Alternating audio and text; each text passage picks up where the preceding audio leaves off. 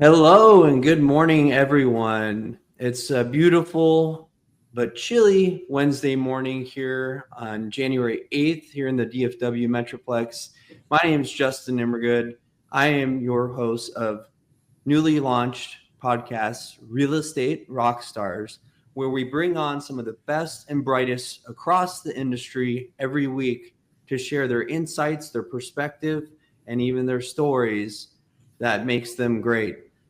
Today, I am honored to have Ryan Schmid on the show with me today. Ryan and I met actually kind of by chance. This was a couple months ago as he was reaching out to, solicit, I'd say, strategic partnerships. And it's been a beautiful partnership ever since. So just a little bit on Ryan before we get into things. He's originally from Pittsburgh.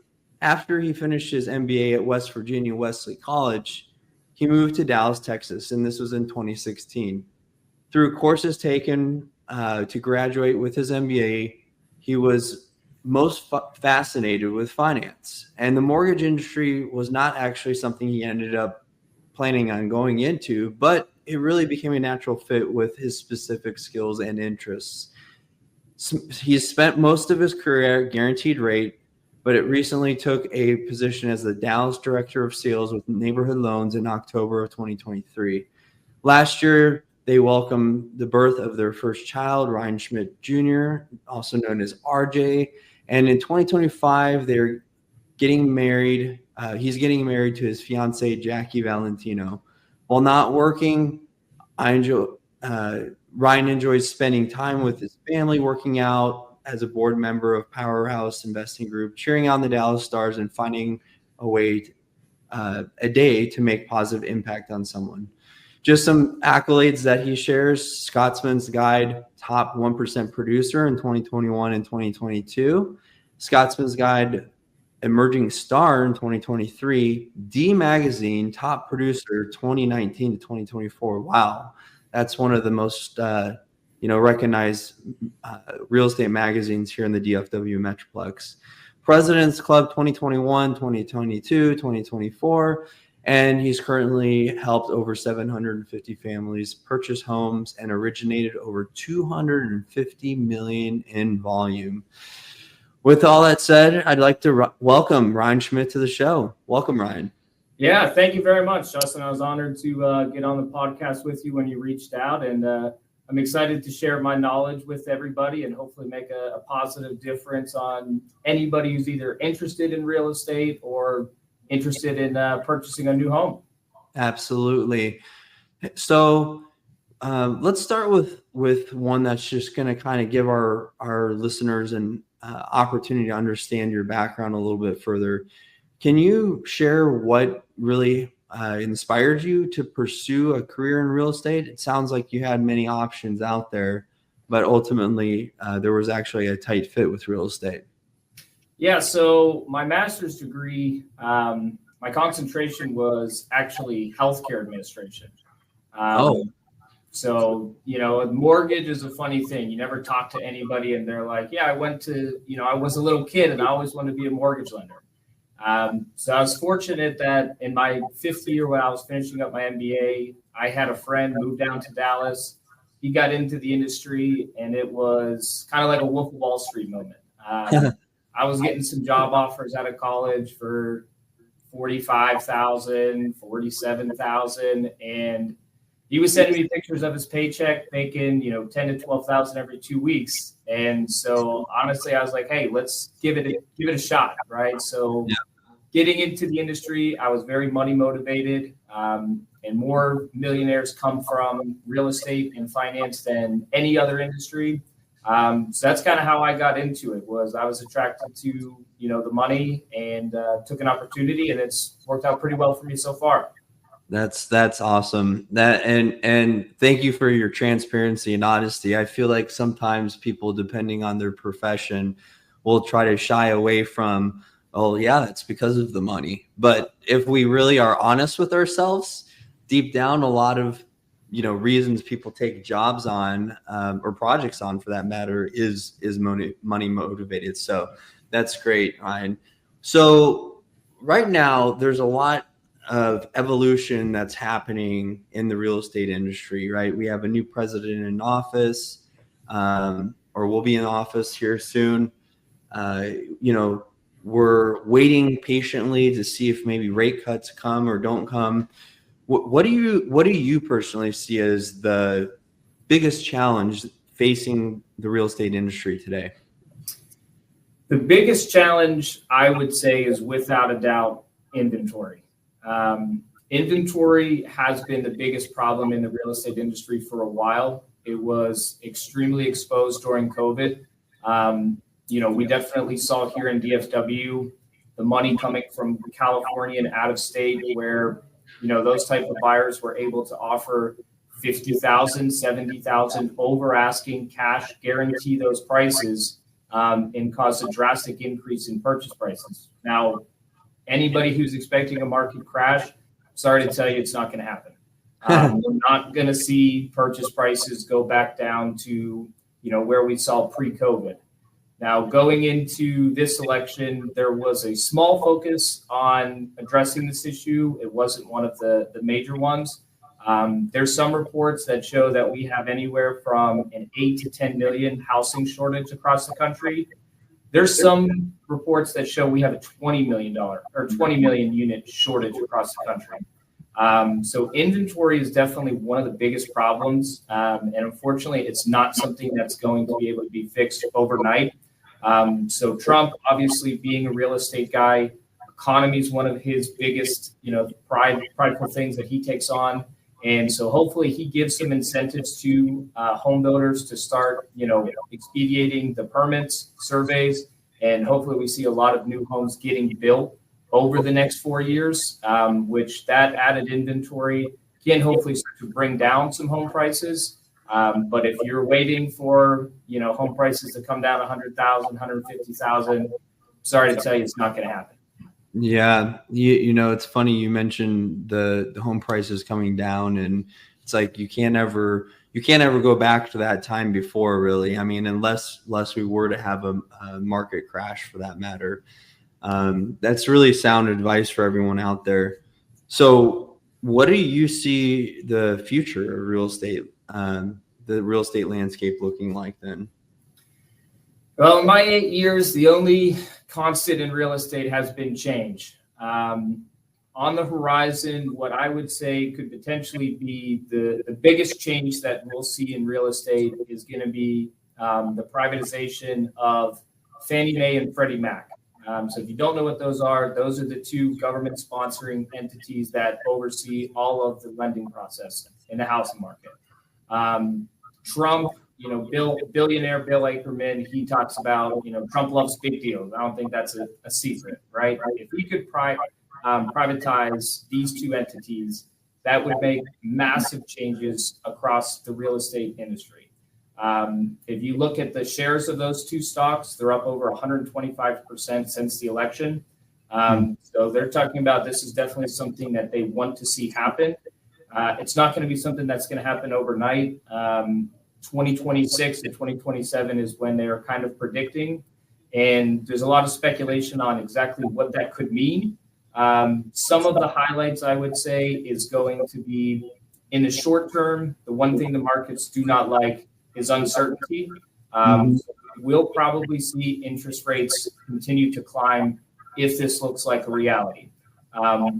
People who are self-employed, were like, recently, I had a director on a fairly popular TV show. He's been directing for 10 years. The problem with people in that industry is they're not working week to week, right? They get on to a show, they film that show ends. So he finished up wrapping this show in the middle of November. Well, they wanted to go through Chase Bank. They thought this would be easy to go through Chase. And, ultimately they were supposed to close at the end of December. Real estate agent calls me, tells me Chase ultimately denied him. And the reason they denied him is because currently he's not working the show. Now, obviously, he's been doing this for 10 years. We're looking at like the history of his job employment. Really shouldn't be any issues with him being able to get approved for a loan today. But because currently on the lending side and the government oversight and how complicated each individual guideline is, because he currently doesn't have a job, and we don't know when his next job will start, we technically can't use any qualifying income from him currently. Granted, this is something that should have gotten caught up front. Ultimately, it didn't. But with the privatization of these GSEs is where with the private money, we can look at underwriting as more of a common sense approach, right? This guy's been making this type of money for the last 10 years. Obviously, he has breaks in between shows. That doesn't mean he shouldn't be able to qualify until he starts the next shows. For real estate agents, right? Obviously with being 1099 and self-employed, what you claim on your tax returns, right, is what currently lending goes off of your taxable income, not your gross. But on top of that, right now there's an additional layer. If you had a great 2023, right, and you claimed a lot of money on your tax returns, we know in real estate, December, January, February are typically the slowest years in the market. But if you didn't have a lot of home sales in those 3 months, they could ultimately deny you based on your most recent 3 months of sales being lower than what you claimed and paid money on for your tax returns in the previous years. People that have ITINs, right? So there's a lot of unique scenarios where people aren't able to qualify right now. And that's one thing that can really change and allow a lot more people to qualify easier, with a little bit more common sense to underwriting practices. That's some really sound advice and a great market analysis of really what's going on out there, in the trenches, so to speak. So I'm curious, as someone who has obviously paved your way, been successful in your space, what is a typical day like for you? And, what do you think are some of your best qualities that make you excellent at your job? Yeah, so every day, whether I want to or not, I'm up at 5:55, feed the dogs, take the dog for a walk, gym, come back home, shower, probably spend about a half an hour with my family before I leave for the day, and then ultimately am in the office by 8:39. Currently in my situation, I come in the morning, try to talk to each one of my individual employees while you're getting coffee and water. And ultimately kind of when I come in and, kind of how I plug it, once I put these, I guess you can't see with the blur, but once I put my headsets on, it's go time. And if my phone isn't ringing by 9:30, I force the action. So anybody familiar with the core knows about your theme days and the phone calls that you're supposed to make in accordance with which day of the week it is. That typically takes me about 2.5 to 3 hours. With those phone calls, I'll schedule applications for the following day between 2 and 5 o'clock. Between 12:30 and 1 to 2 o'clock before I start taking the appointments I made the previous day. I'll put out any fires, check with my team again, make sure they're good. They know what they need to be working on. And then 2 to 5 o'clock, I'll take as many mortgage applications as I can with new clients. That's the theory. Mm-hmm. I can tell you probably about 2 out of the 5 days of the week go kind of along the plan. But in this industry, you have to be able to pivot. You have to be able to multitask.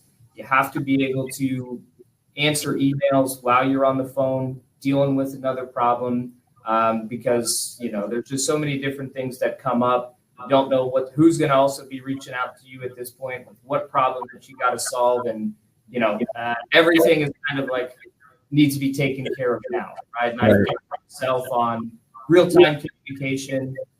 So, when people call me, they get an answer right away.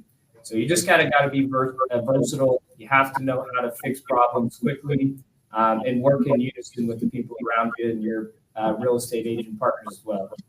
That's fantastic, Ryan. See, oftentimes I see a lot of people in the industry take the freedom for granted too much, but clearly you're not one of those people. And I think that speaks volumes to the success you've had. So moving right along, you know, what would you say is your favorite part of the home buying experience that you have with your clients? Say my favorite part is being able to share all of the education that I've learned, not only through home buying, but, disclaimer, I'm not a, financial advisor, but in my head, right, learning from seeing what other people's mistakes are and being able to share that knowledge. Through the courses I've taken to get my master's degree, I can tell you that about 1% of that relates to the real world, right? How much I've learned about credit, taxes, income, and how to really take advantage of all of the programs. And the one thing that, when I get referred to a client who said, I already got pre-approved from somebody else. When I go through a mortgage application with a client, I'm extremely transparent. And I have certain points throughout that application where on the first point, I'll ask them like, hey, did the other lender talk to you about this? Right? Because I don't want to repeat myself. Right. And the first time it's always like, I'm not sure if they did, but go ahead and go through it anyways. Okay, happy to.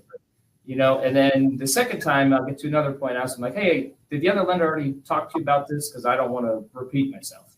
And they're like, no, they didn't tell me anything about this. Right. And then the third and final time, I'll start to go through that process. And then I'll stop them and be like, I'm going to guess the other lender didn't cover any of this with you either.